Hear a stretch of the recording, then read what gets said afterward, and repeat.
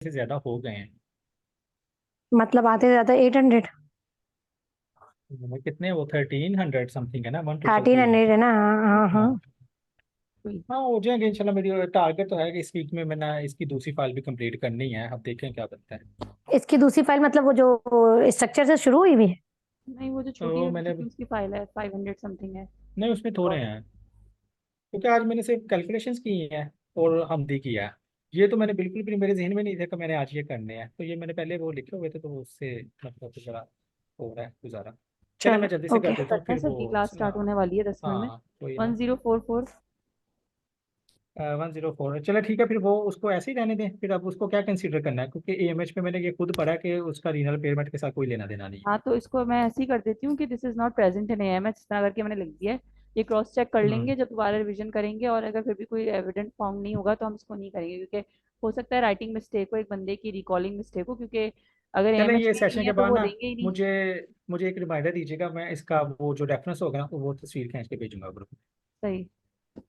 अच्छा 1044, 1044, patient makes coronary intervention and need to take antiplatelet and has hyperlipidemia, which is best one?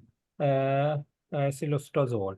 अच्छा ये मतलब कि एक बंदा है, ठीक है, उसको कोरोनरी इंटरवेंशन के लिए मतलब कि एंटी प्लेटलेट ले रहा है, ठीक है, हाइपरलिपिडीमिया में मतलब कोलेस्ट्रॉल है काफ़ी ज़्यादा। अभी चीज़ द बेस्ट ऑप्शन जो सिलोस्टाजोल है वो उसके लिए बेस्ट ऑप्शन तो ना है। याद कर लें, बहुत कि बार आ चुका है पहले भी, सिलोस्टाजोल एंटीप्लेटलेट लेते हैं हमेशा। कब कॉर्नरी इंटरवेंशन की बात आ जाएगी ना, तो सिलोस्टाजोल ही लेते हैं फिर हम एंटीप्लेटलेट।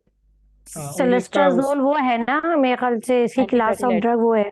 एंटीप्लेटलेट है। न, नहीं नहीं इसमें भी देते हैं ये, नहीं नहीं। उसमें भी है ना, ये लेग्स में अगर कोई होता है ना प्लेटलेट सीवियर किस्म की एग्रीगेशन जो हाइपर, इनहिबिटर है ये। हाँ और ये हाइपरटेंसिव पेशेंट्स जो होते हैं ना उनमें लेग पेन जो होता है, तो उनमें मतलब कि इसमें भी मैंने इस तरह का कुछ पढ़ा था, वो भी मैं वैसे शेयर करूंगा, उसमें भी ये काफ़ी इफेक्टिव है। ये कोई इसका सा वो, एंजाइम इनहिबिट करता नहीं है नहीं, ये? प्लीटाल ये के मुझे नाम से याद है। इसका कोई ब्रांड है, प्लीटाल के नाम से आता था हम्म फार्मेसी में मैंने देखा था। चलो खैर ये वैसे पहले भी आया होगा, तो ये हम्म, ऐसे रट्टा ही लगाना है। वन अच्छा जीरो ये। Four five emergency case, patient with hypotension, shock, first choice is dopamine because it has positive inotropic effect on heart. Beta agonist release norepinephrine from its store, ठीक है, जिसकी वजह से बीपी बढ़ जाएगा, क्योंकि बीपी कम हुआ है ना, हाइपोटेंशन का है, तो उसको शॉक दिया है, तो फिर उसको मतलब कि हमने दिया है नॉरएपिनेफ्रिन, कि जिसकी वजह से वो बीपी को बढ़ा देगा, ठीक है, कंस्ट्रिक्शन की वजह से। एंड डोपामिन रिसेप्टर किडनी, और किडनी की तरफ से ब्लड फ्लो ज़्यादा हो जाएगा। And infusion is interrupted to decrease tachycardia, कि जो टेकिकार्डिया ना उसको कम कर देंगे, as a dopamine as very short half life, क्योंकि बहुत फास्ट एक्टिंग है उसकी, शॉर्ट हाफ लाइफ भी काफ़ी कम है। ये सीधी सीधी स्टेटमेंट ही है कि मतलब कि जब हाइपोटेंशन सीवियर किस्म की हो, इमरजेंसी कंडीशन हो, तो उसमें जाहिर सी बात है कि फिर ये नॉरएपिनेफ्रिन वगैरह इंजेक्टेबल फॉर्म में लगाते हैं और शॉक वगैरह देते हैं। तो होता नहीं कि वो अक्सर देखा मूवीज़ में भी, कि वो जब बिल्कुल मरने के करीब हो तो वो शॉक लगाते हैं, तो वो इसी तरह का बताया जी गया जी है। हाइपोटेंशन वन बिल्कुल। जीरो शॉक या हाइपोटेंशन और शॉक की कंडीशन में देते हैं। हम्म फर्स्ट चॉइस शॉक की डोपामिन कंडीशन होती है। में ना, कि जब मतलब कि कार्डिक अरेस्ट हो गया ना, हाँ। कार्डिक अरेस्ट हो गया बंदा, मतलब कि वो उन्होंने डिक्लेयर नहीं किया, लाइक कि वो मर गया जैसे, तो वो फिर भी चांसेस होते हैं ना इंट्रावीनस कि जो इन्फ्यूजन शॉक दे रहे लगा। हैं डोपामिन का, ठीक है, हार्ट पे बीटा हम्म कॉन्स्ट्रिक्शन दे रहा है, नॉरेपिनेफ्रिन को भी रिलीज कर रहा है, बीपी को भी बढ़ा हम्म रहा है, डोपामिन रिसेप्टर किडनी में भी बढ़ा रहा है, तो इंक्रीज रीनल ब्लड फ्लो भी कर रहा है। तो इसकी वजह से अब ये लोग फिर इसके बाद कह रहे हैं कि इन्फ्यूजन इज इंटरप्टेड, यानी जो डोपामिन की जो इन्फ्यूजन दे रहे थे उसको इंटरप्ट कर दिया है इन्होंने। क्यों? इंटरप्ट कर दिया। क्योंकि टैकाइकार्डिया की कंडीशन थी और वो कम करने के लिए। और डोपामिन का हाफ लाइफ नहीं बहुत नहीं शॉर्ट मतलब होता कि है। वो इसलिए इंटरप्ट किया है ना कि टैकीकार्डिया ना कर दे ना, टैकीकार्डिया के चांसेस को कम कर देगा, कोई फिर वो हम दे रहे हैं ना। नहीं नहीं सही है, ठीक है, नहीं ना, टैकीकार्डिया की टैकीकार्डिया कंडीशन को होना शुरू हो जाएगा, उसको कम करने के लिए हाँ फिर वो लोग कम इंटरप्ट करने के करेंगे। लिए। और डोपामिन की शॉर्ट हाफ लाइफ बहुत शॉर्ट होती है, उसकी वजह से वो जल्दी से इंटरप्शन के बाद अपना इफेक्ट कम कर देती है। जी ठीक है। 1046, patient taking lisinopril have light sputum. वैसे तो ये ड्राई कफ होते हैं जितने भी ये प्रिल होते हैं ना, ब्रेडिकाइनिन के ब्रेकडाउन की वजह से ना, ये ड्राई कफ सीवियर किस्म की होती है, लेकिन यहाँ पे उन्होंने कहा कि लाइट स्पूटम है, तो स्पूटम है तो फिर उसके लिए गुआनाफेनासिन देते हैं, जो कि एक्सपेक्टोडेंट है, सीरो फॉर्म में होता है, तो वो इस तरह की कफ में ये देंगे treatment. 1047, patient with hypertension plus non productive cough taking folbutine. ठीक है, हाइपरटेंसिव पेशेंट है, उसको नॉन प्रोडक्टिव कफ है, वो वही वाला जो पहले वाला मैं बता रहा था। वही है कि वो किस वजह से हो रही है, वो एसी इनहिबिटर्स की वजह से हो रही है, रेमिप्रिल की वजह से। तो वो फोल्कोडीन ले रहा है लेकिन फ़र्क नहीं पड़ रहा, तो फ़र्क किससे पड़ेगा अगर रेमिप्रिल को वो रोकेगा।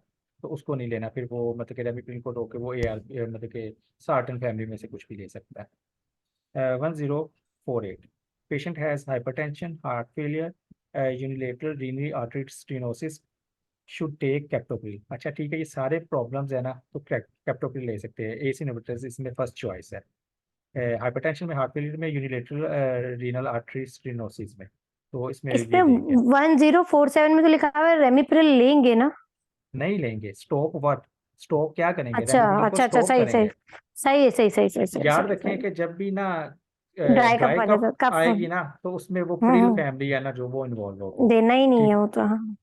मतलब कि हर किसी को नहीं होता, जिसको होगा हम्म ना तो उसको आपने एस नहीं देना, प्रिल फैमिली में से कुछ भी नहीं हम्म देना, उसको सार्टिन पे शिफ्ट कर दे। हम्म, बाकी सही। क्योंकि ये जो ड्राई की इसकी वजह से होती है ना, एसी इनहिबिटर की वजह से, वो ट्रीट किसी से नहीं होती, वो ट्रीट नहीं होती, वो लगी रहती है।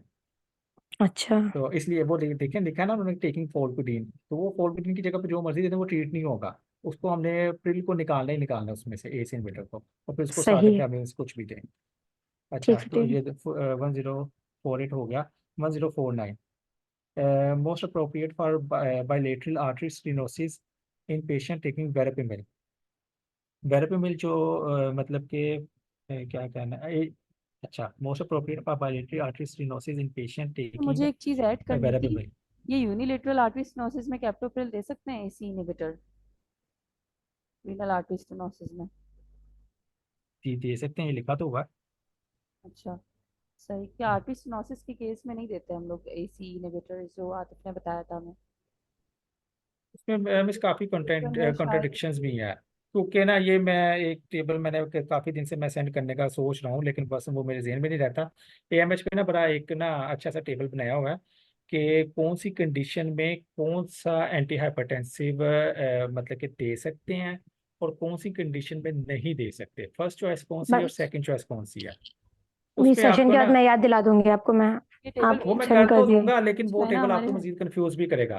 मगर हेल्पफुल रहेगा हम्म कि ये बात एएमएच इस को ही वजह हम से लोग मैं को नहीं कर फॉलो रहा। करना है ना। हाँ लेकिन वो मैं सिर्फ इस वजह से नहीं कर रहा कि वो आपको मजीद कंफ्यूज कर सकता है, तो उसको क्योंकि तो उसमें गाइडेंस ले लेंगे ना हम उसकी, उनसे हम्म क्या हाँ कहते हैं। चलें ठीक है, फिर वो देख लेते हैं।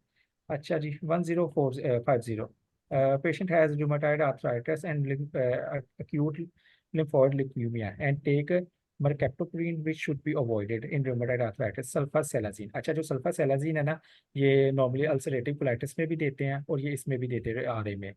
तो इन दोनों का भी इंट्रैक्शन है, मरकैप्टोपुरीन और सल्फासेलाजीन, इन दोनों का इंट्रैक्शन है, इन दोनों को हम साथ में नहीं दे सकते।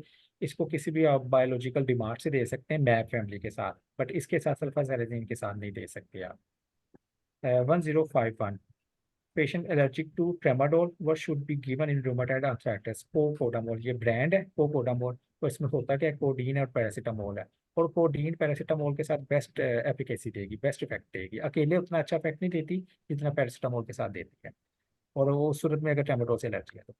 अच्छा 1052, child 4 years to be hospitalise when swallow 10 mg of 3 mg quinine. हाँ मतलब कि उसने क्विनीन एंटी मलेरियल है जो, वो 300 mg ले ली है, ठीक है। तो उसको वो टॉक्सिसिटी हो गया जिसकी वजह से उसको हॉस्पिटल में एडमिट किया गया। 1053, चाइल्ड 10 to नींद क्या 12 years। करता था? क्यूनिन ये करता है कौन सा, 152 है। ये मेरे ख्याल से एंटी। करेगा, नहीं नहीं, ये इसका स्वेटिंग करेगा, शिवरिंग करेगा, कुछ इस तरह के थे, मैंने लिखे थे, मुझे अब मिल नहीं जैसे वो करता रहे। क्या है, वो नहीं क्यूनिंग की क्लास ऑफ ड्रग भी पता चल जाए ना, हमें आइडिया हो जाएगा एंटी कि मलेरियल, एंटी मलेरियल एंटी बता तो रहा मलेरियल, हूँ, यही तो बता रही थी, एंटी यही मलेरियल तो बोली थी मैं एंटी मलेरियल। बता तो रहा ज्यादा हूँ, ले लिया। एंटी मलेरियल है। ये आल्सो गॉट। क्या 850 है, करना है, स्टार्ट करूँ। बस एक दो और करते हैं फिर हम बंद करते हैं। मैं जब अभी 5 मिनट बाद ना मैं सेशन एंड कर दीजिएगा, फिर मैं चली ठीक है, जाऊंगी सर का सेशन ऑन करने के लिए। Okay. 1053, child 10 to 12 years old got an adverse effect related to asthma, long term oral corticosteroid। ठीक है, जो corticosteroids है ना, इनके लॉन्ग टर्म यूज के साथ ना ये एस्थमा का ऑब्वियसली अगर इसकी ट्रीटमेंट में दे रहे हैं तो ये एस्थमा कॉज भी कर सकते हैं, तो इसलिए मतलब कि ये ड्रग इंड्यूस्ड एस्थमा, एस्थमा भी इससे हो सकता है। 1054, क्या है जी, case study on camprosate patient with alcohol dependence hyperlipidemia insomnia which drug least cause insomnia. Camprosate ये काफ़ी मतलब आया है। जो कैम्प्रोसेट है ना उसका इंसोम्निया करेगी नहीं, अगर लीस्ट आता है तो फिर इंसोम्निया आ सकता है इसमें, अगर नहीं है तो फिर वो ये नहीं करेगी बिल्कुल भी। 1055 केस ऑन डाइजोक्सिन हार्ट फेलियर है, ठीक है, पेरेंट्रोपिल है, नोजिया एंड वॉमिटिंग है डाइजोक्सिन की वजह से, ठीक है। अवॉइड इन सल्फा एलर्जी, ये डिफरेंट मतलब कि अब बताया हुआ है कि केस है डाइजोक्सिन हार्ट फेलियर का पेशेंट है, वो डाइजोक्सिन ले रहा है और पेरेंट्रोपिल ले रहा है, उसको नोजिया एंड वॉमिटिंग हो गया, वो किस वजह से हुआ है? डाइजोक्सिन की वजह से हुआ है, क्योंकि डाइजोक्सिन की टॉक्सिसिटी का सबसे पहला साइन ही यही है कि नोजिया वॉमिटिंग होती है और बड़ी सीवियर किसी की वॉमिटिंग होती है, ठीक है। आगे दूसरा है जी अवॉइड इन सल्फा एलर्जी, सेलिकॉप्सिक है ना जो सल्फा एलर्जी में उसमें नहीं देंगे, क्योंकि ये दोनों सल्फोनामाइड से बिलोंग करते हैं, तो सल्फा एलर्जी में सेलिकॉप्सिक को नहीं देंगे। आगे जी 1056 केस है एक और, statin plus S inhibitors plus flu. एक पेशेंट है वो स्टेटिन ले रहा है, एस इनहिबिटर्स भी ले रहा है, उसको वैसे फ्लू हुआ है, तो उसमें क्या दे सकते हैं? उसमें एंटी हिस्टामिन लोरेटिलिन दे सकते हैं, वो सेफ है। 1057 patient has sore throat and allergic to penicillin which drug should be given? Erythromycin. Erythromycin भी दे बेसिकली मैक्रोलाइड में से कुछ भी दे सकते हैं, एजिथ्रोमाइसिन दे दें, क्लेरिथ्रोमाइसिन दे दें, रोजिथ्रोमाइसिन दे दें, क्योंकि अगर उसको पेनिसिलिन से एलर्जी है तो मोस्ट प्रोबेबली उसको सेफ्रोस्पोरिन से भी होगी, तो इसलिए इसको एरिथ्रोमाइसिन लिखा है, लेकिन मैक्रोलाइड की ड्रग कोई भी दे सकते हैं। 1058 पेशेंट है lisinopril has fever rhinorrhea, rhinorrhea कहते हैं जो नाक बहता है, runny nose and sore throat, take paracetamol and diphenhydramine, ठीक है। जो पेशेंट है एस इनहिबिटर्स ले रहा है, उसको फीवर हो गया, उसका नाक बह रहा है, एलर्जिक रिएक्शन हुए, तो उसको क्या क्या दे सकते हैं? पैरासिटामोल दे सकते हैं, डाइफेनहाइड्रामिन दे सकते हैं, दोनों का कॉम्बिनेशन दे सकते हैं, ये सेफ है, कोई मसला नहीं होगा। Which is incorrect in diabetic food? Diabetic food में इनकोरेक्ट क्या है जी? कॉमन माइक्रो ऑर्गेनिज्म है जी MRSA, it is caused by MRSA नहीं है, ठीक है, ये इनकोरेक्ट है। और जो करेक्ट क्या है वो है जी it is caused by staphylococcus aureus, और ये स्ट्रेप्टोकोकस होता है, और इसका जो ट्रीटमेंट है ना वो ऑगमेंटन से होता है। ये बस ये याद रखें कि मर्सा की वजह से नहीं होगा, ठीक है, MRS से डायबिटिक फूड इस वजह से नहीं होगा, वो किस वजह से होगा? स्टेफाइलोकोकस ओरियस और इकोलाई और स्ट्रेप्टोकोकस की वजह से होगा, और उसकी ट्रीटमेंट में ऑगमेंटन देते हैं। आगे तो जी ये ऑगमेंटन और 1060, स्टेप्टोकोकस ओरियस और ये स्ट्रेप्टोकोकस जो है ना ये सही है, इससे हो सकता है डायबिटिक फुट। हाँ जी उसी से होता है, मर्सा से नहीं होगा, MRS से, ये सही है, इन्होंने डाला हुआ है, सही तो मर्सा से नहीं होगा, ठीक है। जो दूसरे ठीक है। पॉजिटिव एजेंट है वो चले मैं स्टेफाइलोकोकस अभी ओरियस। ओके करें, हाँ। सेशन एंड करते हैं 106, क्योंकि अब सर के लिए ओके भी फिर करना उसके है। बाद, ओके ओके, आप कर दें क्योंकि आपने स्टार्ट करी है ना। ओके मैं करना।